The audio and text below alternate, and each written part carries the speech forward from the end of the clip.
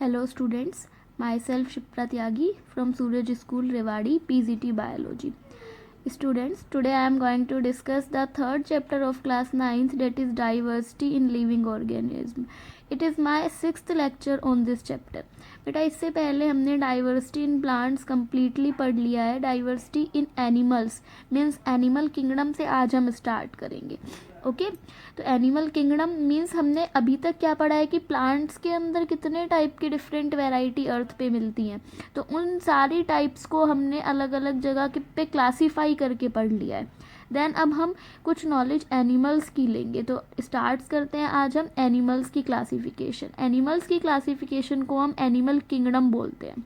तो let's start our chapter with animal kingdom. Okay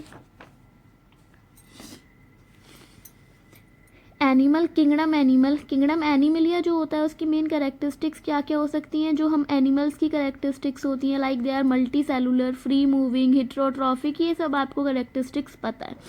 तो मैंने आपको ये लास्ट वीडियो में भी बताया था कि किंगडम एनिमलिया को हम डिवाइडेड कर देते हैं फाइलम में, और इन फाइलम की सीरीज़ को आपको लर्न करना पड़ेगा.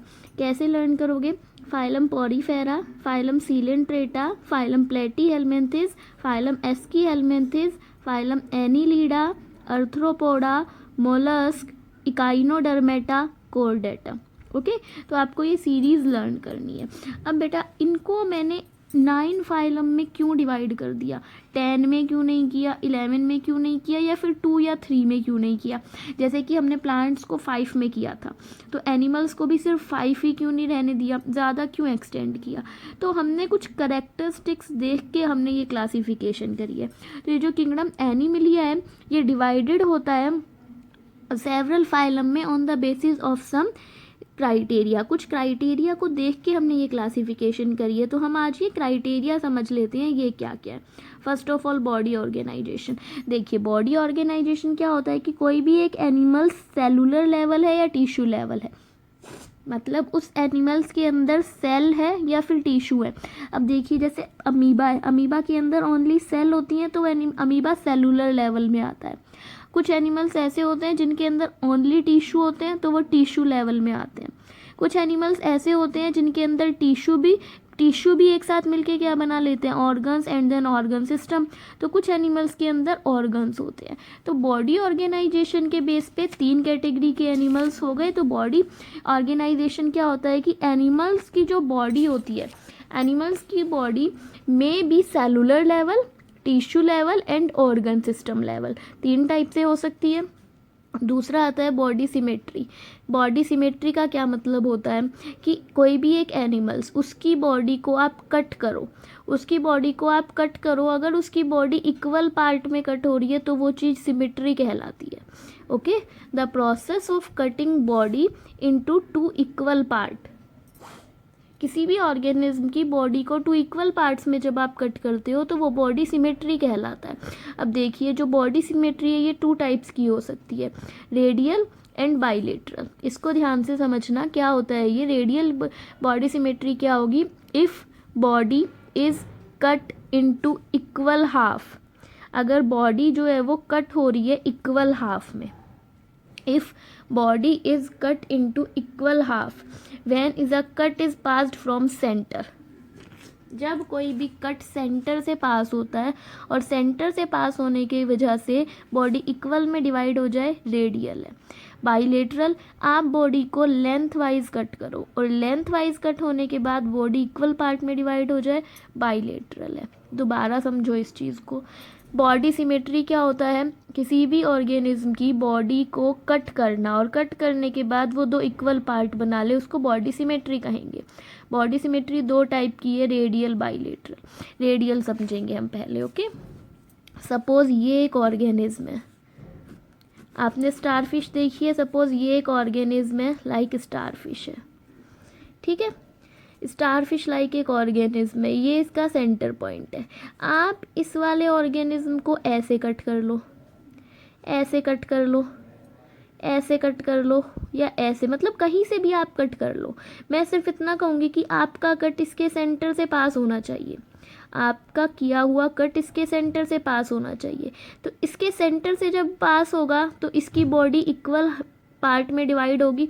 आप ऐसे कर लो तो भी इसकी बॉडी इक्वल में ही हो रही है, आप ऐसे कर लो तो भी इक्वल में ही, ऐसे कर लो तो भी इक्वल में ही। तो वो रेडियल सिमेट्री क्या हुई कि आपका कट सेंटर से पास होना चाहिए और सेंटर से कट पास होने के बाद बॉडी इक्वल में हो जाए, that is radial. Okay. Second है बाईलेटरल, बॉडी को लेंथ वाइज कट करो और लेंथ वाइज कट होने के बाद बॉडी इक्वल में हो जाए, बाईलेटरल। बाई मतलब दो, लेटरल मतलब लेंथ वाइज। जैसे कि ह्यूमन बींग्स है, हम लोग हैं, हमें आप लेंथ वाइज, हमें ऊपर से लेके नीचे तक ऐसे लेंथ वाइज कट करना स्टार्ट करो और आप देखो हमारी बॉडी के 99% ऑर्गन्स डिवाइड हो जाते हैं इक्वल पार्ट्स में, except some organs like liver हो गया, स्टमक हो गया, बिकॉज ये स्लाइटली एक साइड प्रेजेंट है, हर्ट हो गया। तो इस टाइप के कुछ ऑर्गन्स को छोड़ के हमारी बॉडी के मोस्टली पार्ट इक्वल पार्ट में डिवाइड हो जाते हैं अगर मैं लेंथ वाइज कट करूँ। तो वो वाली सिमेट्री कौन सी है, बाईलेटरल। तो बेटा रेडियल का एग्जाम्पल स्टारफिश हो जाता है, ये आता है कई बार एग्जाम्पल पूछना, और बाईलेटरल का ह्यूमन्स। ओके। तो थर्ड क्राइटेरिया था प्रेजेंस और अब्सेंस ऑफ नोटोकॉर्ड। नोटोकॉर्ड मतलब कि बैकबोन, जो हमारी बैक में एक बोन होती है, डेट इज नोटोकॉर्ड। नोटोकॉर्ड उसको कहते हैं जब हम एम्ब्रियोनिक कंडीशन में होते हैं। तो जिन ऑर्गेनिज्म के अंदर प्रेजेंट है उनको तो कहा जाता है, जिनके अंदर प्रेजेंट है वो कॉर्डेट्स होते हैं, जिनके अंदर नहीं है वो नॉन कॉर्डेट होते हैं। तो उसकी प्रेजेंट और अब्सेंस के बेस पे भी हमने ऑर्गेनिज्म को डिवाइड कर दिया। तो जिनके अंदर नोटोकॉर्ड प्रेजेंट है उनको कॉर्डेट कह दिया, जिनके अंदर नहीं है उनको नॉन कॉर्डेट कह दिया। ओके। नेक्स्ट आता है presence of body cavity. Body cavity क्या चीज़ है, बॉडी कैविटी होता है कि आप, एक तो होता है कि आपकी बॉडी है और आपकी बॉडी के अंदर ऑर्गन्स प्रेजेंट है। आपकी बॉडी के अंदर जो ऑर्गन्स हैं उन ऑर्गन्स का आपकी बॉडी की लेयर के साथ थोड़ा सा एक स्पेस होता है, that space is known as body cavity. अब ये स्पेस 3 टाइप से हो सकता है, एसिलोमेट, स्यूडोसिलोमेट, सीलोमेट। ए का मतलब है एब्सेंट, सीलोमेट का मतलब है बॉडी कैविटी, स्यूडो का मतलब होता है फॉल्स, सीलोमेट का मतलब बॉडी कैविटी, सीलोमेट मतलब बॉडी कैविटी। अब इसको एक बार देखना, सपोज ये कोई भी एक ऑर्गेनिज्म है, मैंने मान लिया ये उस ऑर्गेनिज्म के अंदर कोई भी ऑर्गन है, सपोज आप हर्ट लगा लीजिए। ओके, हर्ट है। अब हर्ट जो है, हर्ट इस तरीके से हमारी बॉडी के अंदर प्रेजेंट है और हर्ट के को एक लेयर भी तो कवर करती है। ओके, हर्ट को एक लेयर कवर कर रही है। अब देखिए हर्ट की लेयर में और ये जो लेयर कवर कर रही है इसमें थोड़ा सा गैप है, गैप प्रेजेंट है और होना भी चाहिए, क्योंकि हमारा हर्ट बीट करता है, तो ये बीट करेगा तो ये ओपन करेगा फिर क्लोज, ओपन फिर क्लोज, मतलब इस टाइप से बीट करता है ना हर्ट। तो इस तरीके से इसमें थोड़ा सा तो गैप होना भी चाहिए, अदरवाइज ये लेयर फट जाएगी। तो इसीलिए ये हमारे सारे ऑर्गन्स के पास ये गैप होता है और इस गैप को हम बॉडी कैविटी बोलते हैं। अब 3 तरह की हो गई एसिलोमेट, ए का मतलब अब्सेंट, अगर ये गैप अब्सेंट है तो वो ऑर्गेनिज्म एसिलोमेट हो गए। दूसरा होता है स्यूडोसिलोमेट, स्यूडोसिलोमेट, स्यूडो का मतलब बताया फॉल्स।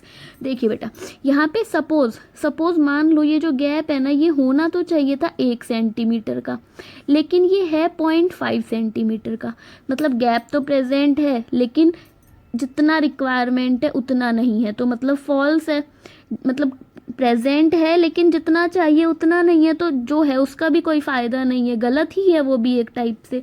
तो that condition is known as pseudocoelomate. Okay, false body cavity अगर प्रेजेंट है तो।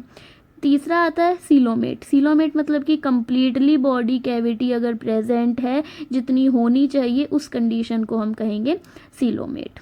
क्लियर है। तो ये जो लेयर होती हैं, इस लेयर में इस तरीके का जो ऑर्गन है इसके अंदर जो लेयर प्रेजेंट है इसमें भी 3 लेयर प्रेजेंट होती हैं, 3 लेयर होती हैं, उनको मैं अभी आगे पढ़ाऊंगी आपको क्या क्या लेयरिंग है। तो बॉडी कैविटी। नेक्स्ट आता है जर्म लेयर। जर्म लेयर मतलब कि यही वाली जो 3 लेयर अभी बताई थी, कि जर्म लेयर मतलब किसी भी ऑर्गन्स के ऊपर कितनी लेयर प्रेजेंट है, that is known as germ layer.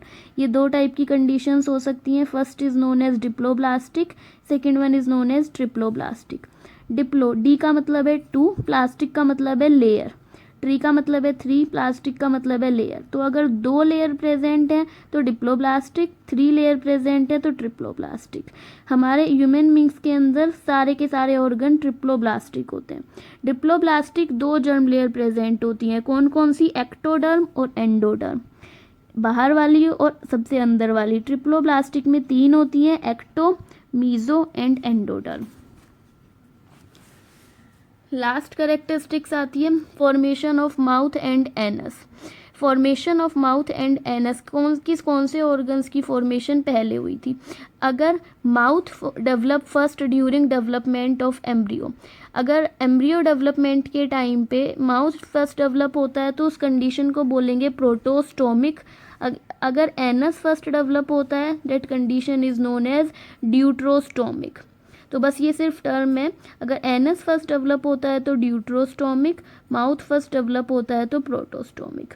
Next आते हैं फाइलम। फाइलम्स में हमें क्या पढ़ना है? फाइलम्स में हमें सिर्फ यूनिक कैरेक्टरिस्टिक्स और जर्नल फीचर्स याद करने हैं। Unique characteristics, unique feature important है। यूनिक फीचर्स में हम सारे फाइलम्स में एटलीस्ट 2 फीचर सब में पढ़ेंगे विद एग्जाम्पल। ओके, तो ये नेक्स्ट वीडियो में डिस्कस करेंगे। आज के लिए ये सारा रिवाइज कर लेना।